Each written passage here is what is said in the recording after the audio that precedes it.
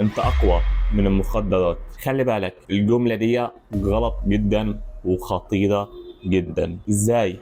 ايه اللي بتقوله ده؟ ايوه، خليني افهمك. هل تقدر تواجه اللي هو اقوى منك وتهزمه؟ بغض النظر ان الجملة اساسها تحفيزية، لكن هي غلط جدا ومحبطة لكل من هو مدمن. وده لأن التعافي بيبدأ من لحظة اعترافك بأن الإدمان خصم أقوى منك، وده صدقني ما يحبطكش، لأن ده بيخليك تحترم خصمك، تعرف قوته وتحترم قوته، وان المشكله مش في قوه حفظك او ارادتك. ان الادمان اساسا هو في عمق معناه فقدان القدره على الاراده والتحكم، يعني في حد تاني بقى سايق العجله غيرك. وان المشكله ان هو مرض عقلي ونفسي وروحي واجتماعي، ومحتاج علاج ومحتاج تعافي. فمعلش يا صديقي، اتضع دايما قدام خصمك واعترف قدامه بانه اقوى منك، لانه صدقني الاستهانة به بيضعك دايما في خطورة الانتكاس.